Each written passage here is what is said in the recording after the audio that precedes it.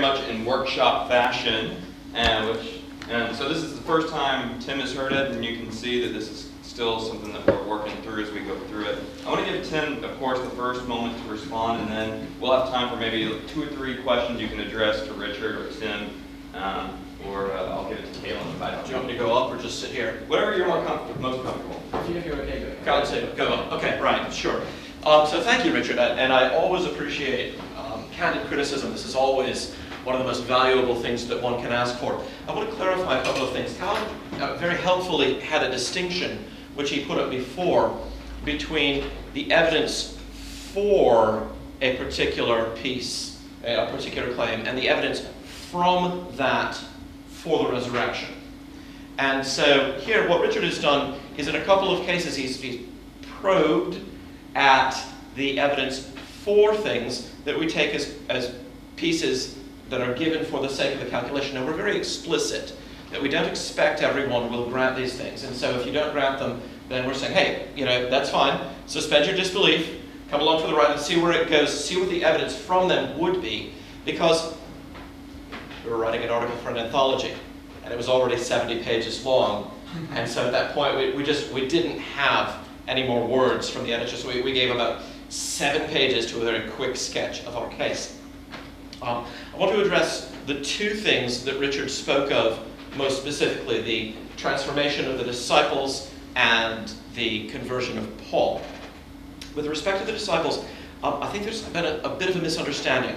We do not claim, and we do not base our argument on the claim that they all died as martyrs.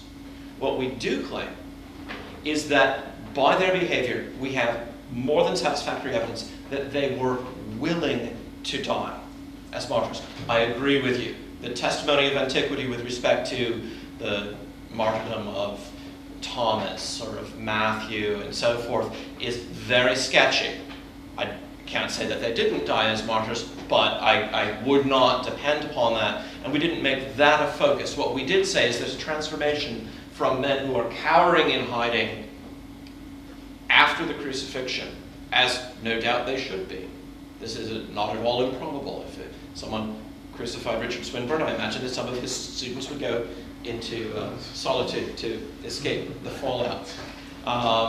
To bold proclaimers at the time, right? We're not talking about 75 years later somebody came along and said, well, he was really God. But at the time, where the people were still in power, and it was vivid in living memory that Jesus had been crucified, and at the place where he had been crucified, they came out and they proclaimed, this Jesus whom you crucified, God has raised from the dead, whereof we all are witnesses. Every sermon in the book of Acts has that as its absolute core, its absolute centerpiece.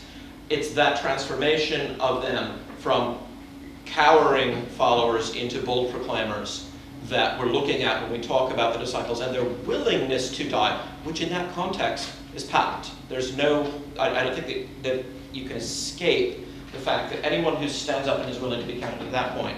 And history does tell us that for quite a period of time, even when the church got scattered out and began taking root up in Antioch as a major center, the disciples remained in Jerusalem. Ground zero. That kind of courage is what we were attempting to model. Someone can still try to disagree with our facts, but that's where we're going.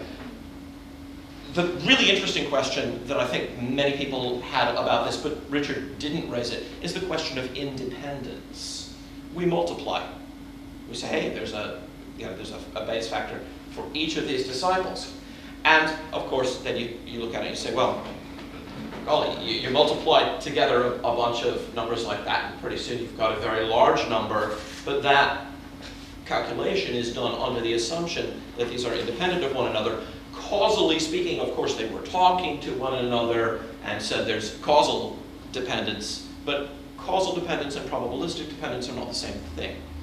And so some people have said, well, maybe, once one guy did it, nobody else wanted to seem like he didn't have faith, and so they all sort of strung along like ducklings following their mother, or something like that. And I think that the analysis that we give in the article actually suggests that, if anything, the breakdown of independence goes the other way. Actually, unless you have really good evidence that the thing happened when you see one person after another suffering for it, right? In Acts 12, Herod the king stretches out his hand to trouble the church, and he has James killed and Peter thrown in prison. When that begins happening to those who are close to you, right in the community where you're living, if you don't know that the event is true, there's enormous pressure to bail out. We Americans have a vivid memory of this sort of thing because we had a scandal a generation or so ago surrounding one of our presidents. It was called the Watergate scandal, where Richard Nixon had authorized the violation of any number of laws in the pursuit of the power of his party. And they had a conspiracy to keep it quiet. There were only a handful of people, fewer than the 12 disciples, 4 or 5 people really in the know. It took a week or two, without crucifixion as a looming penalty, for that conspiracy to break apart, for people to begin, to say, well, give me some kind of lighter sentence and I'll confess. And so, with John Dean and Chuck Colson and Gordon Liddy and the other people who actually knew what happened, it all broke apart. Human nature is to try to save yourself when that kind of thing is looming. Unless you know it's actually true. In which case, you might still be inclined to say it's not, even if you think it is, just to avoid the persecution. But clearly you'd have a stronger motivation there. Briefly on Paul. Richard mentioned that there are 3 accounts of the conversion of Paul in the book of Acts. This is quite true. You get an account told from the perspective of Luke, the historian, in Acts chapter 9. And then you get 2 different occasions where Acts reports Paul's defense of himself. In Acts 22, before a mob at the temple in Jerusalem, and in Acts chapter 26, where he is before Festus and Herod Agrippa II, who is not a political authority, but has a certain amount of sacerdotal authority in Jerusalem at that time. 2 specific things. First of all, Richard mentioned the worry about a discrepancy between hearing a voice and not hearing a voice. Did other people hear it? Actually, I think it's very important to look at the Greek verbs there. If you look at the Greek verb in Acts 9, it's just very straightforward cognative akuo, where they hear the voice. In Acts 22, it's a bit different. They did not understand the voice as the English Standard Version renders it, or they give a marginal rendering, which is a sort of slightly more faithful rendering of the Greek verb there. They did not hear with understanding.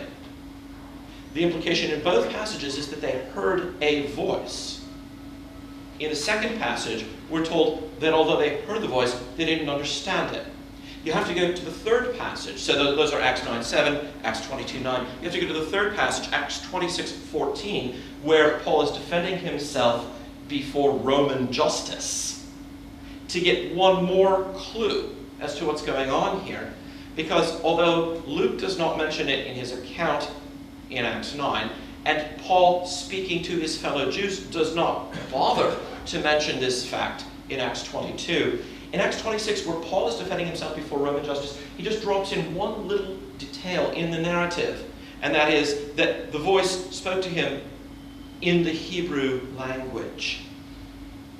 Of course, there's no need for him in Acts 22 to tell that to Jews. He's speaking to them in Hebrew, right?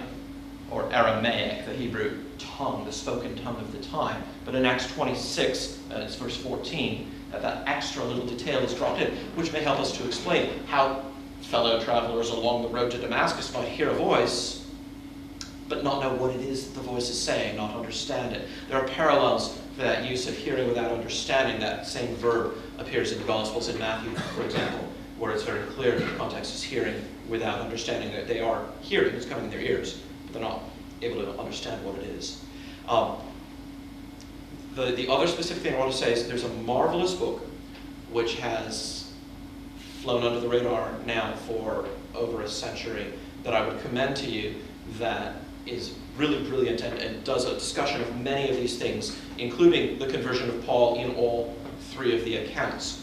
And I cannot do justice to it here, but it's by John Saul Howson, Howson, and it's called The Evidential Value of the Acts of the Apostles. one of many works which, as you know, I am enthusiastically recommending that we recover today, The Evidential Value of the Acts of the Apostles by John Saul Howson. So I'll stop there. I have another presentation to give, and I don't want to get too much into it. That's just a very brief response, and thank you very much for candid criticism. I love that. So thank you so much, Richard.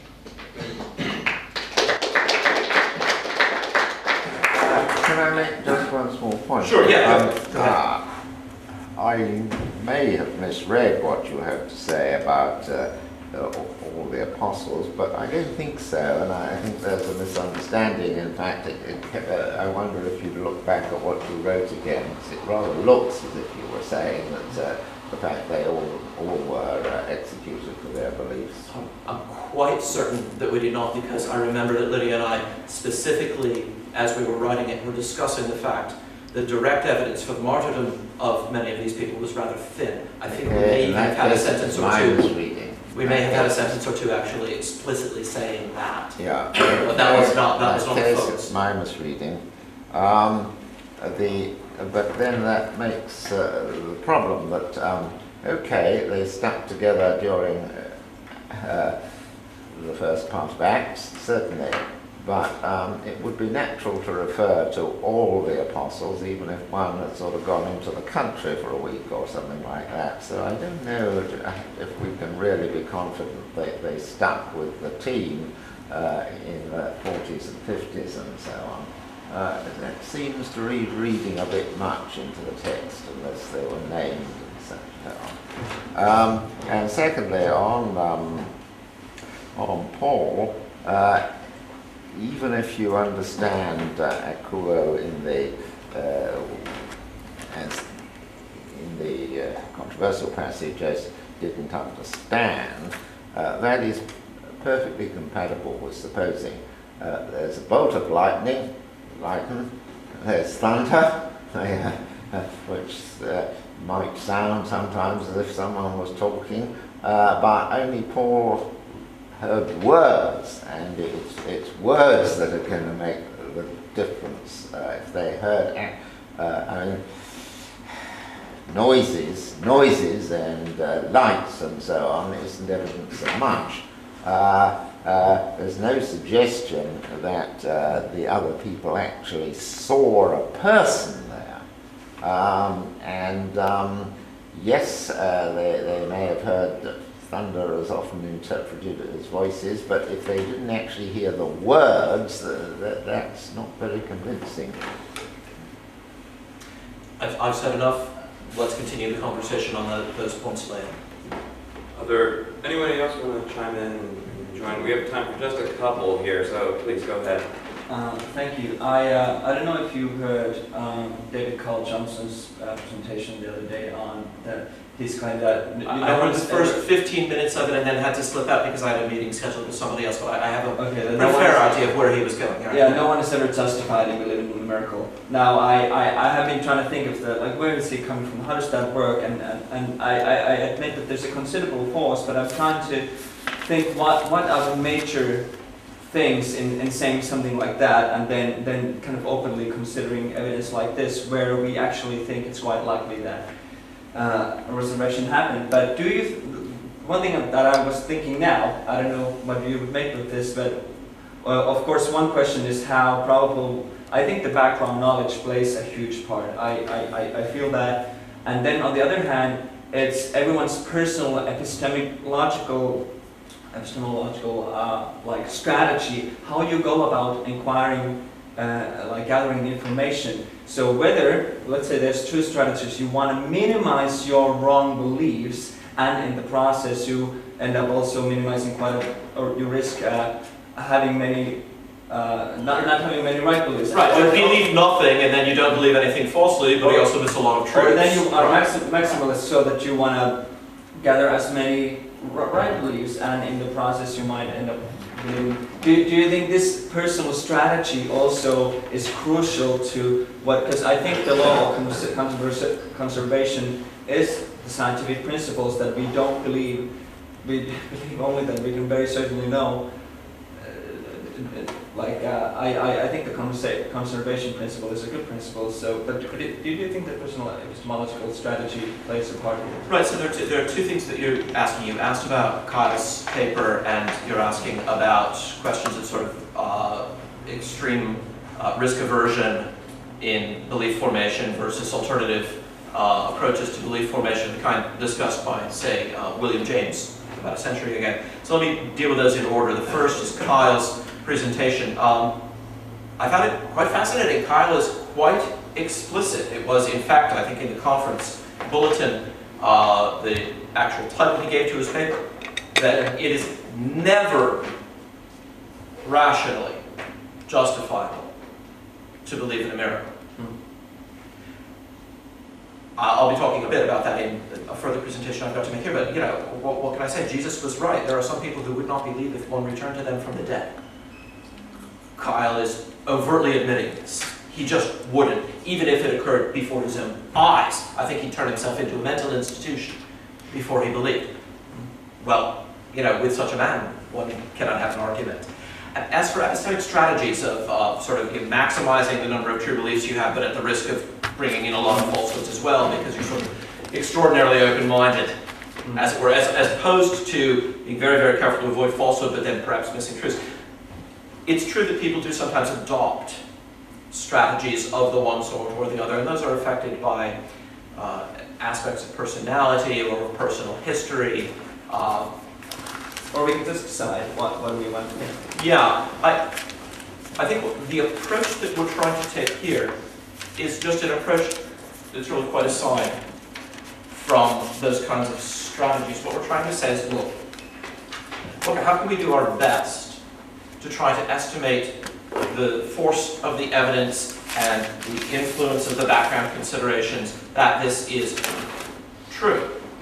Background considerations matter, and I would be very sorry if Richard or you or anyone else went away from here thinking that I don't think that the impact of background knowledge matters. In fact, if you look at my Stanford Encyclopedia article on miracles, Stanford Encyclopedia of Philosophy, it's up online, free access, anyone can get it.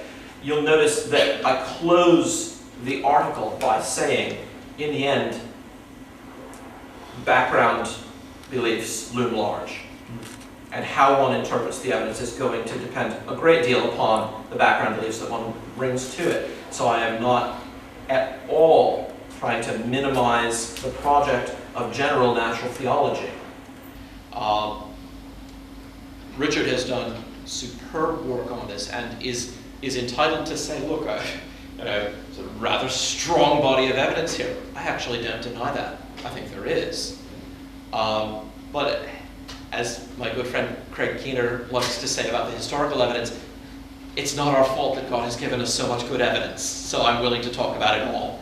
And I'm willing, if there's this much direct historical evidence, then I'm all in favor of it. Is that a fair answer to your questions? That's a good answer, thank you. All right, good. I think we had we have time for one more. Could we take Daniel then, because he's going to have to leave. I just wanted to add another quick one to this one. I wanted to ask you whether you treat the appearance to Paul in the same way as you would treat the appearance as the pre-ascension appearance, because of course even if it was a voice, it wasn't, unless you don't assume that the body came back, so that the hearing wasn't caused by the vocal cord of the body of Jesus. Now that must make some difference. Right, so and there's a whole literature on the question of ophthe and how one should take the appearance there, and I don't have a dogmatic theory to give you about that. What I do think the evidence strongly indicates, and we can have a further conversation about this, is that there were, sensorially speaking, multiple aspects of the experience that were public. That it was not merely a psychosomatic experience of Paul. But remember again, the weight that we place upon the conversion of Paul is not simply the account of this particular event. He was a homicidal madman on a mission. We search in vain through the annals of history for places where other similar madmen, Caligula, Ivan the Terrible, suddenly have a complete reversal and become willing to die, as Paul undoubtedly died. We've got this in 1 Clement, for the belief that they had been ardently persecuting. It would be a wonderful thing if transformations like that happened more often. Alas, they do not. Osama bin Laden did not become a Mennonite. But you have to think about this in the extremity of the situation in order to see just what an astonishing thing it is that the principal persecutor of the church should have become its principal spokesman to the Gentiles. That's overwhelming. Well, let's go and move to our next thing. Tim's already up here, and